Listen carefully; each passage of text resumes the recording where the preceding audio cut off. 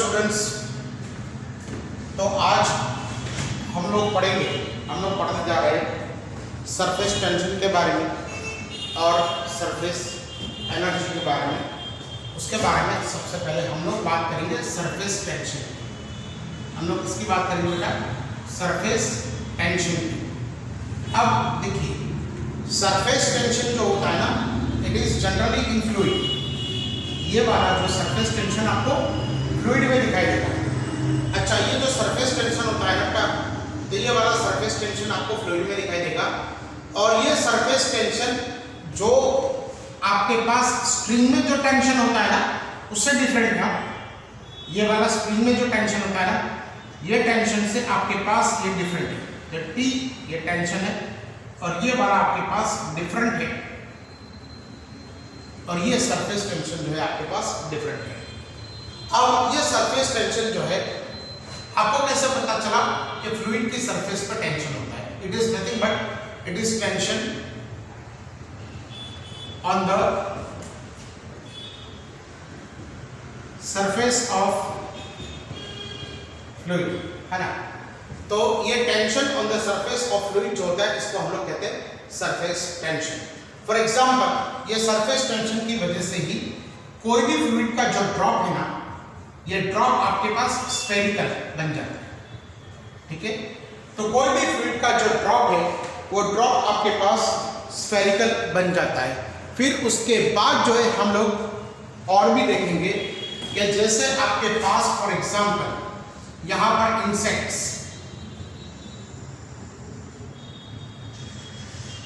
can walk on the surface of the fluid or on the surface of liquid। ये वाला आपके पास उसको देखा देगा। फिर उसके बाद जो है हम लोग कैपिलरिटी भी सरफेस टेंशन की वजह से हम लोग ऑब्जर्व करते हैं। What do you mean by capillarity? Capillarity is nothing but it is a phenomenon by which the liquid rise up or fall down, है ना। Liquid rise up or fall down। जैसे आपके पास यहाँ पर ये वाटर है, तो ये वाटर जो है या इतनी हाइट पे लगेगा, तो ये वाटर जो है आपके पास इतनी हाइट पे होगा, तो ये वाला आपके पास जो है ये बिकॉज ऑफ कैपिलरिटी। और अगर आपके पास यहाँ पर इतनी हाइट को ये फॉल करेगा, तो ये भी जो है आपके पास कैपिलरिटी होगा। मतलब फॉर एग्जाम्पल, अगर आपने यहाँ पर लिक्विड के तौर पे वाटर की तरफ वाटर जो ले लिया, तो ये water will lies in capillary tube. Capillary tube is nothing but it is a tube of very small diameter, है ना। और यहाँ पर अगर आपने मर्क्यूरी ले लिया, यहाँ पर आपने फॉर एग्जाम्पल मर्क्यूरी ले लिया, तो ये मर्क्यूरी जो है ये फॉल डाउन करेगा और या तो उसकी हाइट जो है डिक्रीज होगी फ्रॉम द बेस सरफेस। तो ये वाला हमारे पास हो गया सरफेस टेंशन के कितने एग्जांपल्स। अच्छा, हम लोग सरफेस टेंशन की अगर बात करते हैं, फॉर एग्जांपल अगर हम लोग सरफेस टेंशन की कुछ बात करेंगे, जैसे फॉर एग्जांपल अगर आपने लिक्विड की सरफेस को ले लिया ना यहाँ पर, तो लिक्विड की सरफेस की ये लिक्विड है, ये लिक्विड आपने वेसल में भरा हुआ है ना। तो ये वाला आपके पास हो जाएगा वेसल, और ये वाला आपके पास हो जाएगा लिक्विड सरफेस। अब ये लिक्विड सरफेस है ना, इसको हम लोग फ्री सरफेस भी कहेंगे, इसको हम लोग फ्री सरफेस भी कहेंगे। अब जब ये फ्री सरफेस है, तो ये फ्री सरफेस आप देखोगे तो ये आपको स्ट्रेच दिखाई देगी, खींची हुई आपको दिखाई देगी। तो ये फ्री सरफेस है, ये वाली आपको स्ट्रेच दिखाई देगी। मतलब ये वाली जो सरफेस है, ये सरफेस आपको थोड़ी सी खींची हुई आपको नजर आएगी। तो ये वाली जो सरफेस जो खींची हुई नजर आती है ना, दैट इज नॉन एज आपके पास लिक्विड सरफेस हो गया। तो ये वाला आपके पास फ्री सरफेस हो गया, ये वेसल हो गया, और ये वाला आपके पास लिक्विड सरफेस। तो लिक्विड सरफेस पे जो स्ट्रेच्ड होगा ना, स्ट्रेच सरफेस होगी, वो किस वजह से होती है? Because of the surface tension, है ना। ये वाला आपके पास सरफेस टेंशन होगा। अब देखिए क्या होता है लिक्विड सरफेस पे। Suppose if I take the liquid surface, है ना, तो लिक्विड सरफेस किसकी बनी हुई होती है बेटा? तो ये वाली मॉलिक्यूल्स की बनी होती है। लेकिन यहाँ पर आपके पास ये वाले मॉलिक्यूल्स होंगे, है ना। अब ये वाले मॉलिक्यूल्स के बीच में एट्रैक्टिव फोर्स लगेगा, ये इसको खींचेगा, ये वाला इसको खींचेगा, ये वाला इसको खींचेगा, ये वाला इसको खींचेगा, तो ये वाला आपके पास ऐसे खींचेगा। अब ये खींचेगा, अगर आपने यहाँ पर ये टोटल फोर्स कैलकुलेट कर लिया, मतलब आपने क्या कर दिया, आपने यहाँ पर ये वाली आपके पास क्या है, ये वाली आपके पास लिक्विड सरफेस है ना। अब लिक्विड सरफेस पे आपने यहाँ पर क्या कर दिया, तो यहाँ पर अगर आपने लिक्विड सरफेस ऐसे कर दिया, यहाँ पर for example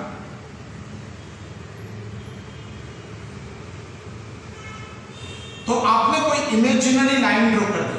what is this imaginary line? Actually आप लाइन ड्रॉ नहीं कर पाओगे लिक्विड की सरफेस पे, but if it is imaginary line तो क्या होने का मालूम कि यहाँ पर ये वाला आपके पास, ये वाला इस पे फोर्स लगाएगा, ये वाला इस पे फोर्स लगाएगा, दोनों एक दूसरे पे फोर्स लगाएंगे, तब कोई भी एक डायरेक्शन का आप फोर्स, टोटल फोर्स कैलकुलेट कर लो, है ना। तो टोटल फोर्स ये वाला पर यूनिट लेंथ है ना, पर टोटल लेंथ मतलब force per unit length is known as surface tension. तो ये वाला क्या कर लिया आप लोगों ने, टोटल फोर्स कैलकुलेट कर लिया, इसको डिवाइड कर दिया आपने किससे, तो इसको डिवाइड कर दिया आपने टोटल लेंथ से। तो इसको क्या कहेंगे हम लोग, जो है फोर्स पर यूनिट लेंथ, तो इसको हम लोग क्या कहेंगे, सरफेस टेंशन, इसको हम लोग कहेंगे surface tension. Again I repeat, देखिए what do you mean by surface tension? So surface tension P is equal to F by L। तो अगर आप देखोगे T is equal to F by L, so ये वाला क्या हो जाएगा आपके पास, surface tension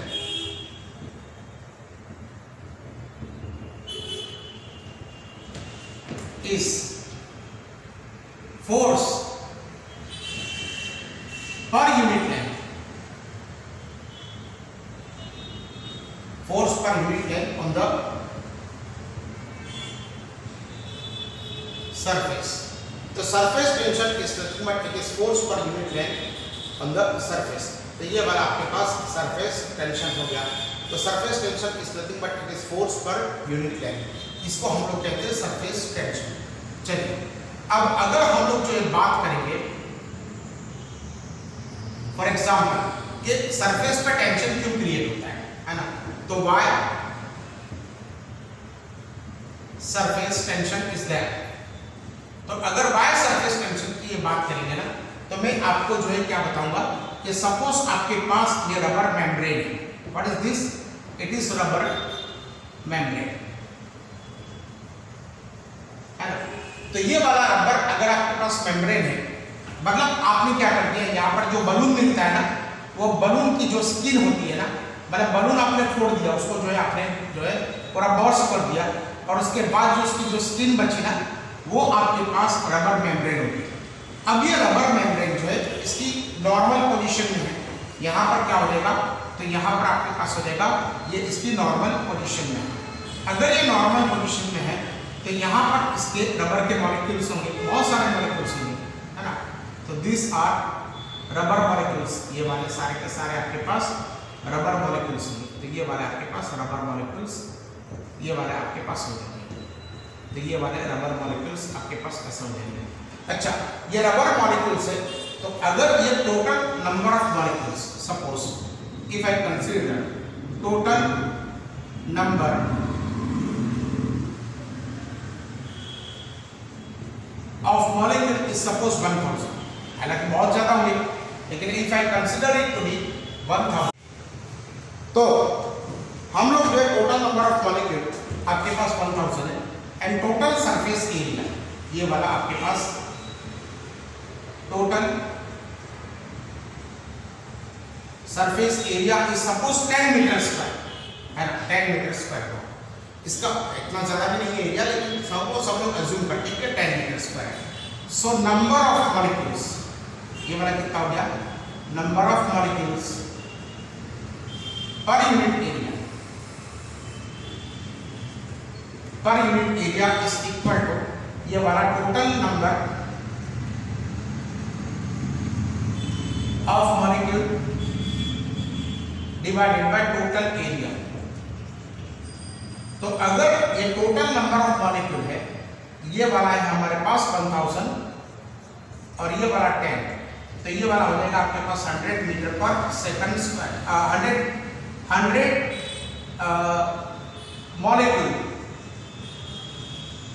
molecules per metre square, ये number of molecules per unit area आपके पास हो गया। अब अगर आप इसको खींचोगे, suppose if you stretch this membrane like this, इसको अगर आप ऐसे खींचोगे, so what will happen, this area will increase, है ना, ये वाला रबर का मेम्ब्रेन का एरिया जो है क्या हो जाएगा, इंक्रीज हो जाएगा। सपोज ये इंक्रीज होके इसका एरिया हो गया हमारे पास 200 मीटर स्क्वायर, तो ये वाला हो गया आपके पास 200 मीटर स्क्वायर, ये वाला एरिया हो गया। अब ये एरिया हो गया, तो यहाँ पर आपके पास टोटल नंबर ऑफ मॉलिक्यूल्स क्या होंगे, so total number of molecules is again we can say 1000 हो जाएंगे। तो यहाँ पर अगर आप देखोगे तो ये वाला आपके पास total number of molecule is 1000, area is आपके पास 200 मीटर स्क्वायर, है ना। अभी आपने क्या देखिए, नंबर ऑफ मॉलिक्यूल्स नहीं कम हुए, नंबर ऑफ मॉलिक्यूल्स तो उतने ही रहे। आपने क्या कर दिया, इस एरिया को स्ट्रेच किया, इस एरिया को खींचा, तो अब क्या हो गया कि यहाँ पर एरिया तो बढ़ गया, number of molecules will remain the same. अगर यहाँ पर आप टोटल नंबर ऑफ, यहाँ पर अगर आप टोटल नंबर ऑफ मॉलिक्यूल गिनेंगे तो ये आपके पास 100 हो जाएगा और 1000 हो जाएगा, और A2 आपके पास 200 हो जाएगा। So molecules, number of molecules,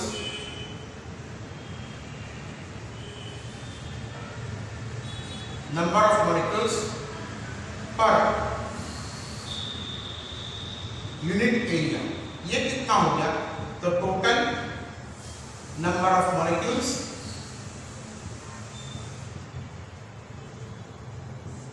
divided by total area. तो अब यहां पर कितना हो गया, 1000 डिवाइडेड बाय 20, ये दोनों कैंसिल हो गया, तो ये वाला कितना हो गया, 50 मॉलिक्यूल पर मीटर स्क्वायर, तो ये वाला कितना हो गया, 50 मॉलिक्यूल पर मीटर स्क्वायर। तो number of molecules per unit area is total number of molecules पर टोटल एरिया, तो ये वाला हमारे पास कितना हो गया, 50 मॉलिक्यूल्स पर मीटर स्क्वायर। क्या मतलब हुआ, देखिए यहाँ पर number of molecules per unit area कितने थे, 100, यहाँ पर number of molecules per unit area कितने, 50। तो अगर ये स्ट्रेच हुआ, है ना, ये मेम्ब्रेन अगर स्ट्रेच हुआ, तो number of molecules per unit area decrease हो गए, number of molecules per unit area decrease हो गए। और अगर ये जो है नॉर्मल पोजीशन में रहा, तो number of molecules per unit area आपके पास ज्यादा है, यहाँ पर ये वाला डिक्रीज हो गए। तो इससे हम लोग जो है क्या एक रूल बना सकते हैं। तो यहाँ पर अगर आप ऐसे देखोगे कि इफ द नंबर ऑफ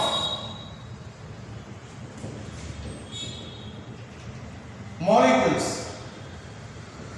या कॉन्स्टिट्यूएंट पार्टिकल भी आप कह सकते हो, है ना, इसको अगर आपको मॉलिक्यूल्स में लिखना है, तो if the number of molecules per unit area decreases,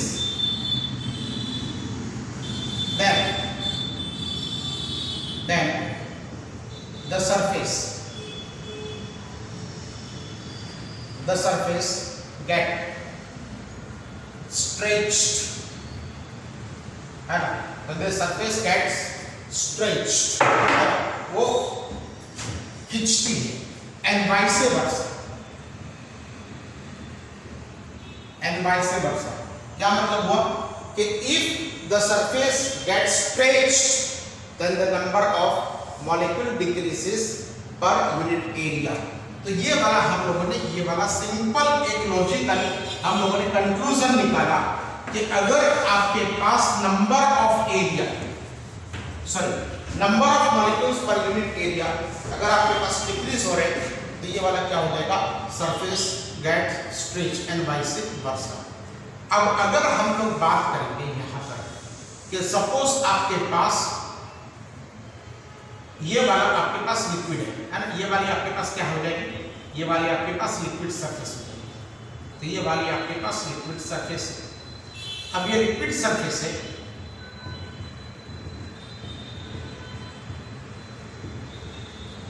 तो लिक्विड सरफेस के अंदर हम लोग तीन मॉलिक्यूल को पहले ले लें। सपोज ये वाला मॉलिक्यूल है आपके पास, suppose this molecule is P, यहाँ पर ये वाला मॉलिक्यूल है आपके पास P, और यहाँ पर ये वाला मॉलिक्यूल है आपके पास R।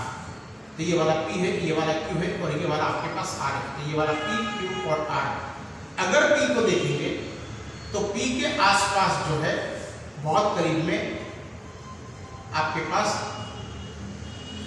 ऐसा स्फीयर हम लोग बना देंगे जिसको sphere of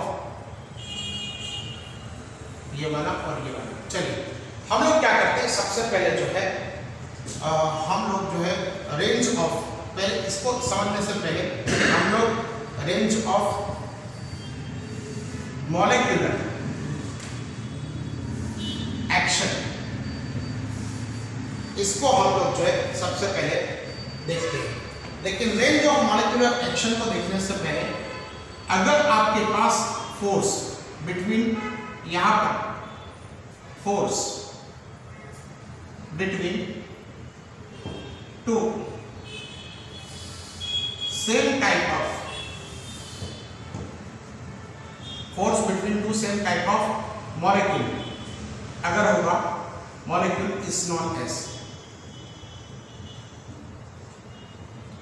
force between two same type of molecule is known as, आपके पास इसको हम लोग कहेंगे कोहेसिव फोर्स। मतलब अगर ये दोनों सेम टाइप है, सपोज ये वाटर मॉलिक्यूल है और ये भी वाटर मॉलिक्यूल है ना, तो ये वाला जो ये दोनों के बीच का जो अट्रैक्टिव फोर्स होगा ना, उसको हम लोग कहेंगे कोहेसिव फोर्स। और अगर जो है ये different type of molecules, suppose ये वाला वाटर मॉलिक्यूल है और ये वाला एयर का मॉलिक्यूल है, नाइट्रोजन कुछ भी हो सकता है, तो इफ फोर्स बिटवीन, हम लोग इसको ऐसे कहेंगे, force between two different type of molecule is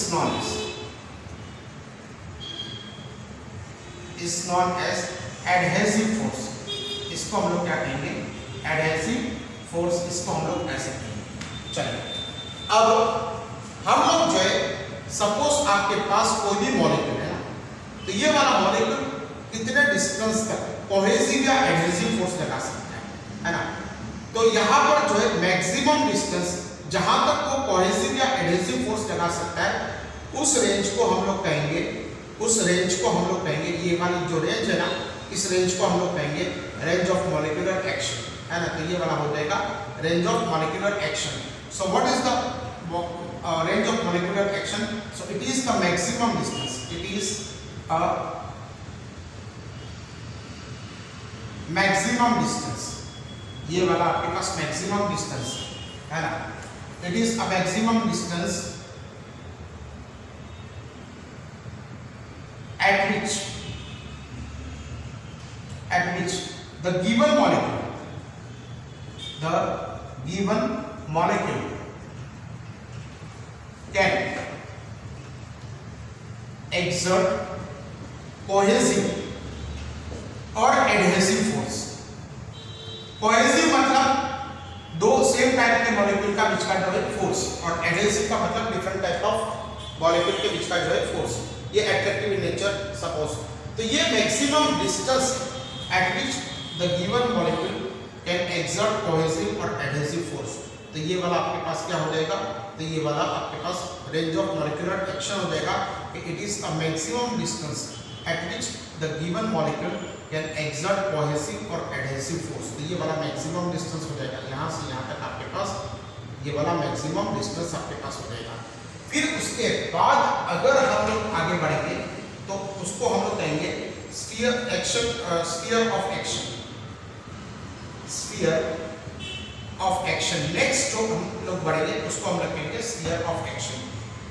तो अगर हम लोग ये मॉलिक्यूल लेते हैं तो इसका स्फीयर ऑफ एक्शन कौन सा होगा, तो हम लोग जो है इसकी रेंज ऑफ मॉलिक्यूलर एक्शन को हम लोग क्या लेंगे, रेडियस।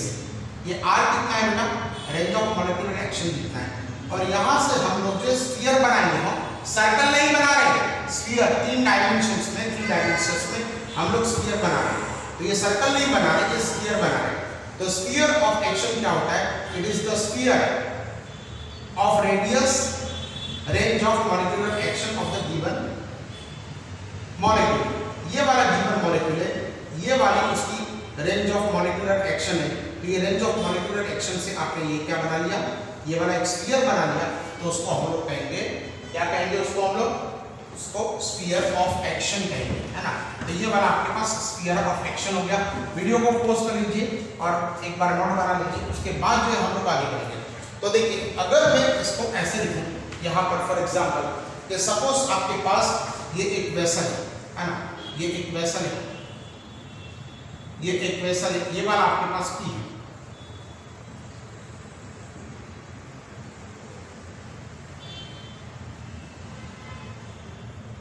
ये वाला आपके पास एक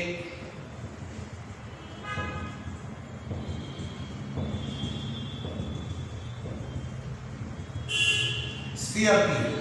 यहां पर आपके पास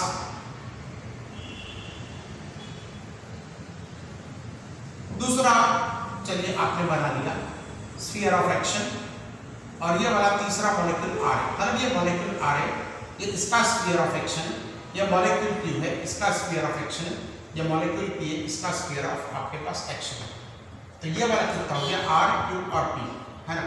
तो ये P क्या हो गया, ये आपके पास स्फीयर ऑफ एक्शन हो गया of P। So this is sphere of action of P हो गया। यहां पर क्या हो गया, this is sphere of action of Q, molecule Q, और ये वाला क्या हो गया, sphere of action of molecule R। अब देखिए बेटा, ये मॉलिक्यूल जो R है ना, ये इसका स्फीयर ऑफ एक्शन में ये सारे बहुत सारे उसके पास पार्टिकल्स होंगे ऑफ द सेम टाइप, क्योंकि ये स्फीयर पूरा के पूरा जो है सबमर्ज या पूरा के पूरा जो है ये पूरा के पूरा लिक्विड के अंदर है। तो इसके ये R के अपर साइड में और R के लोअर साइड में, मतलब R के अपर साइड में और R के लोअर साइड में जितने मॉलिक्यूल्स यहाँ होंगे ना उतने मॉलिक्यूल्स यहाँ पर होंगे। तो ये R सभी मॉलिक्यूल पे अट्रैक्टिव फोर्स लगा रहा होगा और सभी मॉलिक्यूल उस पे भी अट्रैक्टिव फोर्स लगा रहेंगे। मतलब ये वाला R जो है ये सभी मॉलिक्यूल को अपनी तरफ खींच रहा होगा और ये सभी मॉलिक्यूल उसको अपनी तरफ खींच रहे होंगे, है ना। तो यहाँ पर भी ऐसा ही हो जाएगा, ये सभी मॉलिक्यूल उसको अपनी तरफ खींच रहे होंगे। अब यहाँ पर अगर हम लोगों ने एक लाइन ऑफ एक्शन ड्रॉ कर दी फॉर एग्जाम्पल, उसके अपर डायरेक्शन में, मतलब उसके अप साइड में और डाउन साइड में नंबर ऑफ मॉलिक्यूल्स कितने रहेंगे, सेम रहेंगे, है ना, क्योंकि ये इसकी डेंसिटी में कोई ज्यादा फर्क नहीं होगा ही नहीं। तो यहाँ पर जितने नंबर ऑफ मॉलिक्यूल्स होंगे ना उतने नंबर ऑफ मॉलिक्यूल्स होंगे। मतलब इसको रिजल्टेंट अपर डायरेक्शन में जितना फोर्स लगेगा नहीं R को, उतना ही फोर्स उसको डाउनवर्ड डायरेक्शन में लगेगा। तो यहाँ पर R पर net force by all these molecules will be equal to 0। तो यहाँ पर आपको F नेट जो R पे मिलेगा ना वो आपको जो 0 मिल जाएगा, ठीक है। अब यहाँ पर देखिए P को देखिए, P पर यहाँ पर सारे के सारे लिक्विड मॉलिक्यूल है, सारे के सारे लिक्विड मॉलिक्यूल है और लिक्विड की डेंसिटी ज्यादा होती है। ये सारे जो है एयर मॉलिक्यूल है, जो एयर की डेंसिटी आपके पास कम होगी, तो ये नंबर ऑफ मॉलिक्यूल्स कितने होंगे, लेस होंगे। यहाँ पर नंबर ऑफ मॉलिक्यूल्स कितने होंगे, ज्यादा होंगे।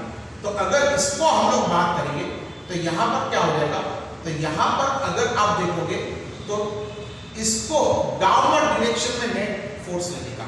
सो F नेट यहाँ पर इसको डाउनवर्ड डायरेक्शन में लगेगा, तो नेट फोर्स जो है इसको डाउनवर्ड डायरेक्शन में लगेगा। तो अगर नेट फोर्स उसको डाउनवर्ड डायरेक्शन में लगेगा तो ये वाला आपके पास P मॉलिक्यूल जो है will have tendency to go in a downward direction, है ना। तो ये P मॉलिक्यूल की टेंडेंसी हो जाएगी डाउनवर्ड डायरेक्शन में। इसी तरह से यहाँ पर देखिए ये दोनों को ये वाले मॉलिक्यूल जो होंगे ना, तो ये वाले मॉलिक्यूल तो मतलब अगर ये आपके पास S या आपके पास जो PQ है ना, तो ये Q जो मॉलिक्यूल है इसके इतनी डिस्टेंस पे और इतने डिस्टेंस पे जितने मॉलिक्यूल होंगे ना वो सारे अपने फोर्सेस लगाएंगे, तो उसका फोर्स का रिजल्ट नेट रिजल्टेंट 0 हो जाएगा। लेकिन ये वाले जो बचे ना, ये वाले ज्यादा फोर्स लगाएंगे और ये वाला कम फोर्स लगाएगा। तो ये वाला जो मॉलिक्यूल है ना, ये वाला मॉलिक्यूल इसकी भी टेंडेंसी होगी नीचे की तरफ मतलब डाउनवर्ड डायरेक्शन में इसका मोशन करने की टेंडेंसी होगी। तो जो कोई भी आपके पास मॉलिक्यूल है उसका स्फीयर ऑफ एक्शन थोड़ा सा भी लिक्विड सरफेस से बाहर है तो it will have tendency to go in a downward direction. अब जनरली क्या होता है कि ये जितने भी मॉलिक्यूल्स होते हैं ना, ये जहां पर फ्री सरफेस पे they all have tendency to go in a downward direction, है ना, they all have tendency to go in a downward direction. ये वाला आप उसको ऐसे समझ सकते हो क्योंकि यहाँ पर उसको, अब इसमें से कुछ मॉलिक्यूल होंगे ना, ये कुछ मॉलिक्यूल दे विल सक्सीड, कुछ molecule they will succeed in going in a downward direction. इसमें से कुछ मॉलिक्यूल नीचे की सरफेस पे जा पाएंगे, ये वाले नीचे की सरफेस पे जा पाएंगे। तो यहाँ पर क्या हो जाएगा, तो यहाँ पर जो है number of molecules per unit area will decrease होगा ना, ये वाला मॉलिक्यूल नीचे आ गया, ये वाला आ गया, ये वाला आ गया, तो number of molecules per unit area decrease and if the number of molecules per unit area decreases that the surface get stretched. तो ये ऊपर की जो फ्री सरफेस होगी ना, तो ये सरफेस क्या हो जाएगी, इसको हम लोग स्ट्रेच सरफेस मानेंगे। मतलब क्या हो जाता है, मैंने आपको पूरा के पूरा समझाया कि ये वाले जो मॉलिक्यूल्स है अगर इनकी टेंडेंसी डाउनवर्ड डायरेक्शन में जाने की है तो ये वाला क्या हो जाएगा, number of molecules per unit area decreases then the surface get stretched. तो ये वाली जो सरफेस जो है आपके पास खींची हुई आपको नजर आएगी, और वो जो खिंचाव का जो फोर्स होगा ना, फोर्स ऑफ स्ट्रेच या खिंचाव का फोर्स पर यूनिट लेंथ, है ना, पर यूनिट लेंथ, है ना, वो आपको क्या देगा, क्या सरफेस टेंशन देगा।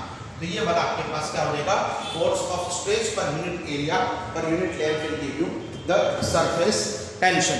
फिर उसके बाद जो है हम लोग आगे बढ़ेंगे, क्या सरफेस टेंशन किसी और तरीके से भी दिया जा सकता है, यस, दूसरे तरीके से भी हम लोग सरफेस टेंशन को हम लोग दे सकते हैं। जैसे पहला सरफेस टेंशन तो ये वाला हो गया F/L, कैसे हो गया बेटा, T is equal to cancel F/L। तो इसका अगर हम लोग ऐसा यूनिट लेंगे तो ऐसा यूनिट क्या हो जाएगा, इट इज न्यूटन पर मीटर, ये वाला हो जाएगा आपके पास न्यूटन पर मीटर, ये वाला आपके पास टेंशन हो जाएगा। फिर उसके बाद जो उसका डायमेंशनल फॉर्मूला लिखेंगे तो ये वाला कितना हो जाएगा, m1 L0 T⁻², है ना, ओके, बहुत सिंपल है। इसका फॉर्मूला क्या होगा, m1 L1 T⁻², और यहाँ पर आपके पास कितना होगा, L⁻²। ये वाला कितना हो जाएगा, m1 L0 T⁻²। ये आपके पास डायमेंशनल फॉर्मूला हो जाएगा। तो dimensional formula is equal to m1 L0 and T⁻²। ये वाला आपके पास सरफेस टेंशन हो गया। अब सरफेस टेंशन का क्या, हम लोग कोई और फॉर्मूला डिराइव कर सकते हैं, यस कर सकते हैं। जैसे अगर आपके पास फॉर एग्जांपल ये वाली लिक्विड सरफेस है ना, ये लिक्विड सरफेस स्ट्रेची रहेगी, अगर यहाँ पर बहुत सारे मॉलिक्यूल्स है ना, ये वाले बहुत सारे मॉलिक्यूल्स, अब ये बहुत सारे मॉलिक्यूल्स है, तो ये मॉलिक्यूल्स को अगर हम लोग अपर डायरेक्शन में ले जाना चाहते हैं, suppose if you want to move this molecules in upper direction, तो हमको क्या करना पड़ेगा, वर्क जो है वो डन करना पड़ेगा। That means work has to be done on the molecules to bring them in upper direction. ओ बाप रे, बैटरी बहुत लो है, चलिए एक मिनट। तो ये वाला हमारे पास हो जाएगा, अगर ये मॉलिक्यूल को हम लोग ऊपर की तरफ डायरेक्शन में जो हम लोग ले जाना चाहते हैं इस तरह, तो हमको वर्क डन करना पड़ेगा। And that work done will be stored as potential energy in the potential energy, ये इसके तौर पे स्टोर होगी।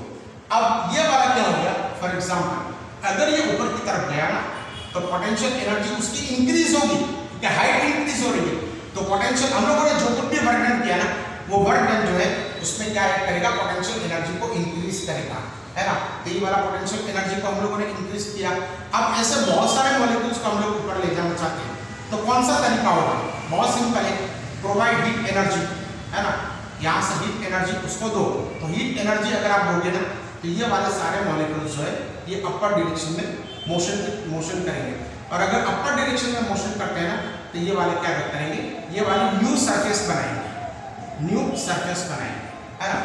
अब देखिए आपको ये वाला जो मॉलिक्यूल्स, ये वाले मॉलिक्यूल्स ऊपर के डायरेक्शन में जाएंगे ना, तो उनको पोटेंशियल एनर्जी देनी पड़ेगी।